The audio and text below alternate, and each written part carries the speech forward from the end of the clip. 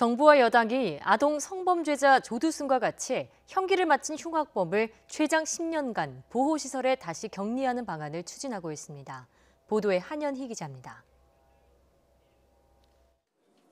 다음 달 12일 출소를 앞둔 아동 성범죄자 조두순. 정부가 방범시설을 점검하고 모의 훈련까지 하며 대비하고 있지만 걱정은 쉽게 사라지지 않습니다.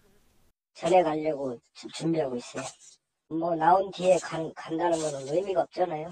아내 집이 어딘지 정확하게 알려진 것도 없고 다 추측성인 얘기들만 나오고 있는 상태예요. 학교 친구들이랑 있을 때도 그런 얘기가 한 번씩은 꼭 오고 가는 것 같아요. 재범 우려가 커지면서 안산시장이 직접 이른바 조두순 격리법 제정을 요청한다는 내용의 국민청원을 올렸고 이에 11만 명 이상이 동의했습니다. 위헌 소지를 이유로 신중한 입장을 보이던 정부 여당이 입장을 바꿔 관련 법 마련에 본격적으로 나섰습니다. 최근 조두순의 출소를 앞두고 흉악 범죄자들에 대해 강력한 재범 방지 대책을 요구하는 국민의 목소리가 높아지고 있습니다. 이에 법무부는 치료의 필요성이 높은 흉악 범죄자들에 대해 회복적 사법 처우의 일환으로 살인범과 아동 성폭력범, 5년 이상 실형을 산 범죄자가 알코올 중독 등으로 재범 가능성이 크다고 판단되면 출소한 뒤라도 최대 10년간 보호시설에 격리할 수 있게 법적 근거를 마련하는 게 핵심입니다. 하지만 조두순에게는 적용할 수 없습니다. 이미 형기를 마친 범죄자에 대한 소급 적용은 위헌이 될 수 있기 때문입니다.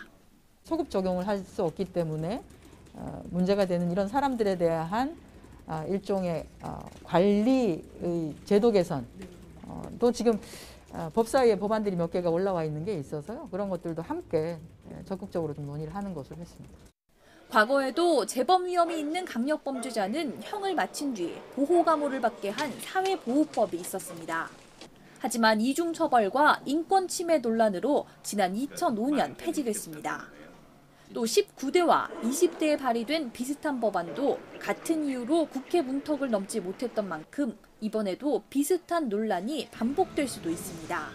하지만 이번엔 조두순 출소로 상황이 많이 바뀌었습니다. 관련 법을 추진하더라도 인권 침해와 같은 위헌 요소를 최대한 없애는 노력도 필요해 보입니다. YTN 한연입니다.